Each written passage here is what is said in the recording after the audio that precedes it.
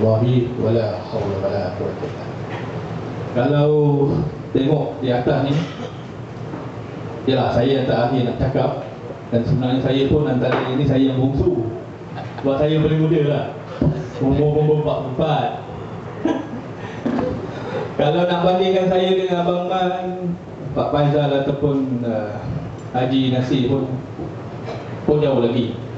Cuma jadi bila saya kenal kembali persoalan kenapa saya pilih kambing kan, kenapa saya nak tinggal kerja yang ada driver, kenapa saya nak tinggal kerja dengan gaji saya 5 angka, terbang sana sini, first class, business class, duduk overseas, macam last terakhir saya bertugas di Vietnam 6 tahun kan.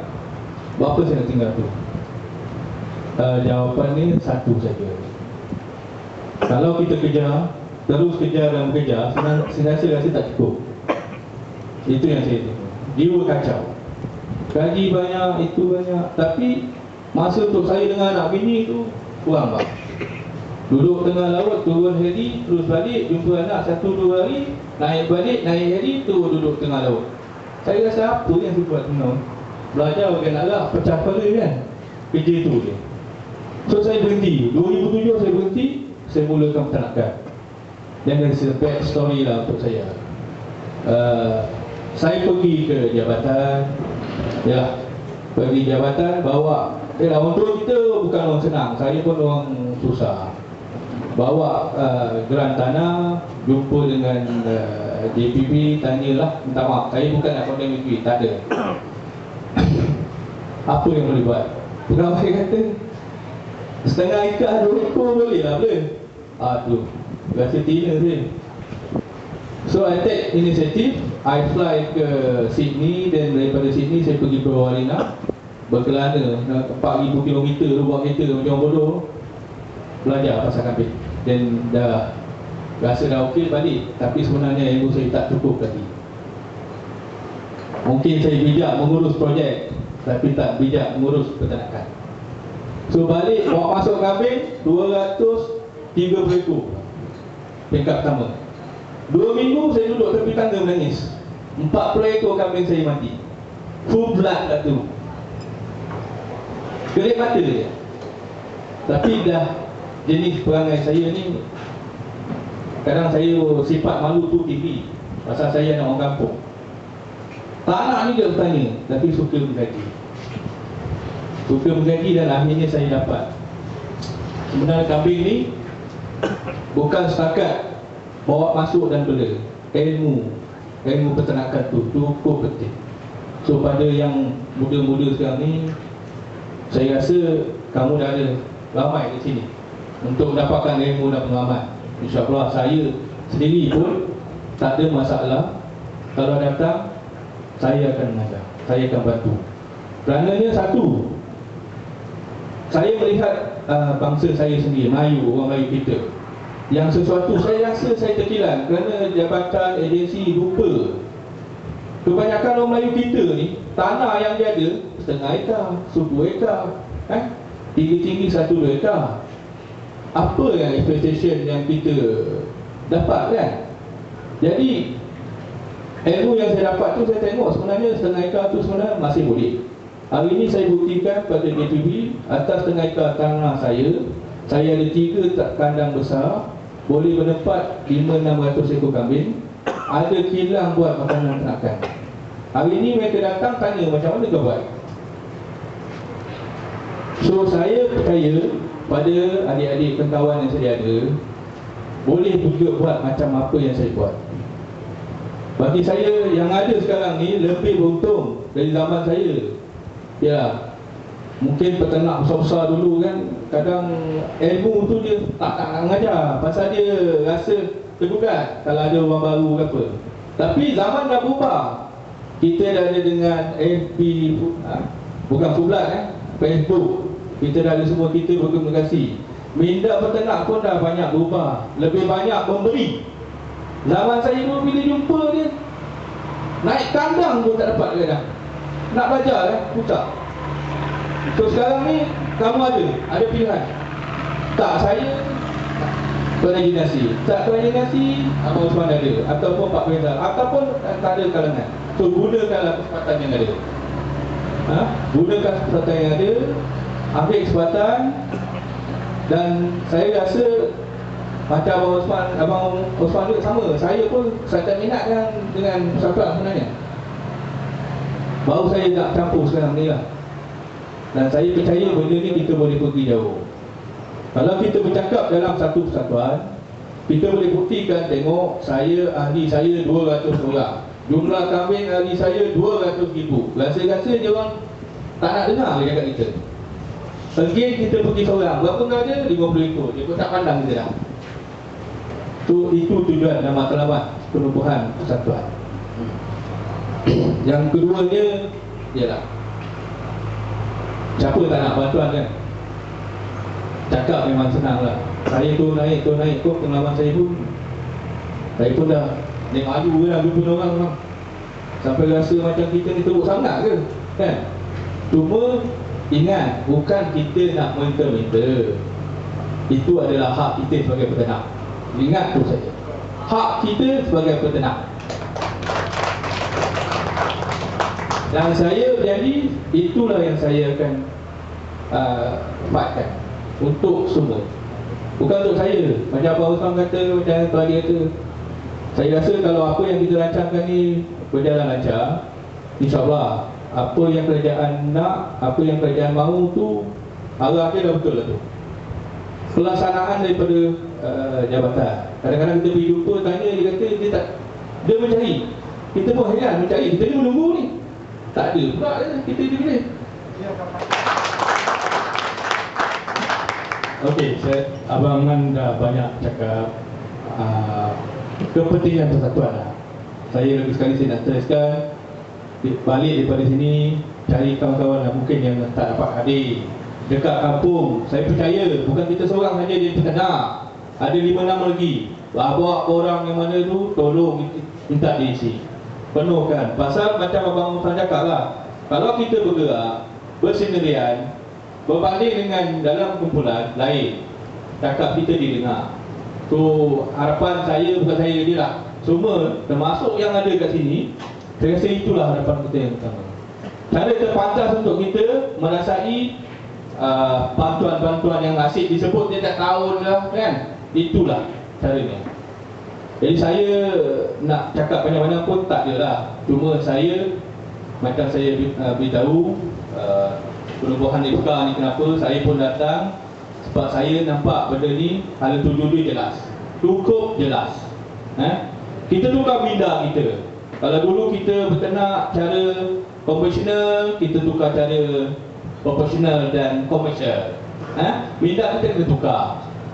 Bukan peternak tu, kejayaan peternak tu pasal saya ada 1,000, saya ada 10,000. 2 ekor pun kalau boleh mampu menjual setiap bulan, orang punya, dia berjaya. Kalau saya ada 1,000, sebulan seekor berkali jual pun nak apa kan? So minda kita kena ubah lebih ke komersial dan profesional.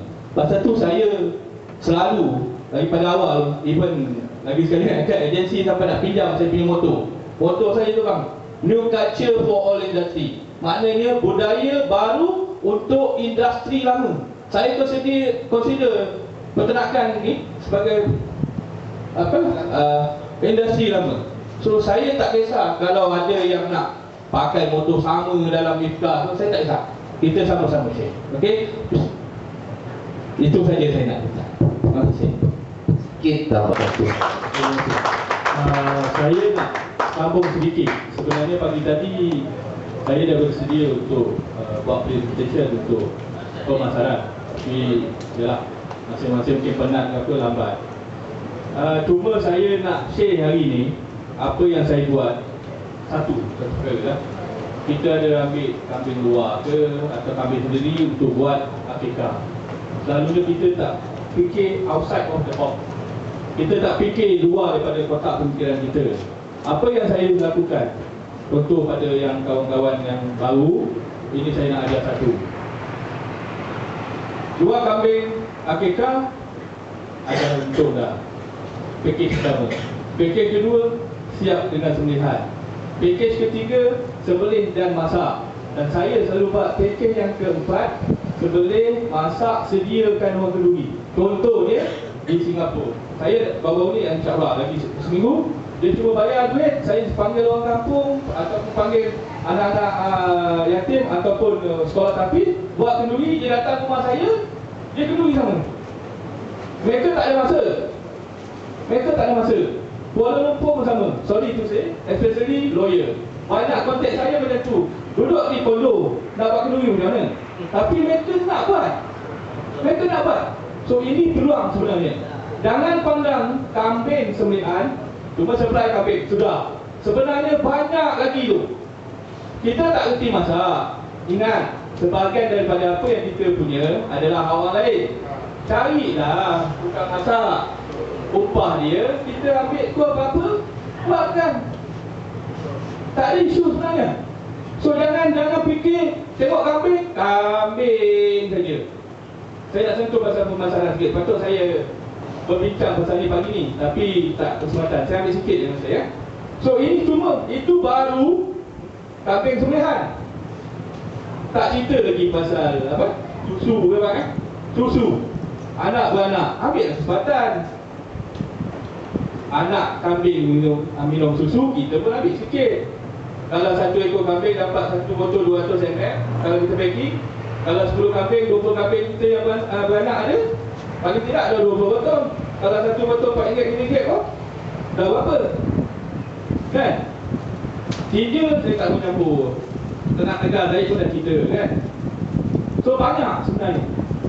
So jangan kita jumutkan kepala kita dari segi pemasaran. Tengok kambing adalah kambing. Buka minda. Industri ni sebenarnya besar sangat. Terlalu besar. Macam saya mula tak perasan, tapi bila saya dah masuk, saya nampak, saya explore. Kambing golek, contoh buat kambing golek. Tak semestinya kambing golek je. Buat kenduri kan? Apa salah? Kita sediakan apa, kalau pakej perkahwinan boleh buat, kenapa kita tak boleh buat untuk pakej kenduri? So ini satu benda yang saya nak share, yang saya buatkan, terutama daripada Singapura, daripada KL. Memang itu yang saya buat. Mereka nak, tapi anak lelaki atau perempuan, dia cuma serah pada saya sembelih, dia datang. Saya siapkan semua, kemah apa, datang kenduri, macam di rumah. Saya nak tambah sikit saja lagi. Ahmad pun dah bagi signal dah tadi. Kenapa saya nak ambil kesempatan ni? Sepatutnya slot saya ada, tapi tak ada. Saya nak kongsi. Saya tak lauk ilmu, saya nak kongsi. Tadi saya dah bagi satu tip. Okey? Tip macam mana untuk kambing sembelihan. So, buka minda. Tip kedua, ini pengalaman saya juga. Sorry, sebelum tip kedua, soalan nizam tadi. Dia cakap ada tingkat kekuatan kita. Macam Abang Osman cakap, tengok sekeliling kita dulu. Master di punya tempat, baru kita fikir yang lain. Okey, tip kedua saya nak sharekan, itu di kambing. Beranak, cerai susu katakan 3 bulan, kan? Cuba bela sebaik mungkin, bagi makan sebaik mungkin dalam 3 bulan dan 6 bulan tu. Kos kita sebenarnya 3 bulan aja. Sebab 3 bulan awal tu susu, percuma lah. 3 bulan akhir tu okay. Kalau boleh meet dengan 25 ke 28 kilo ke, so kita dah fikir yang lain.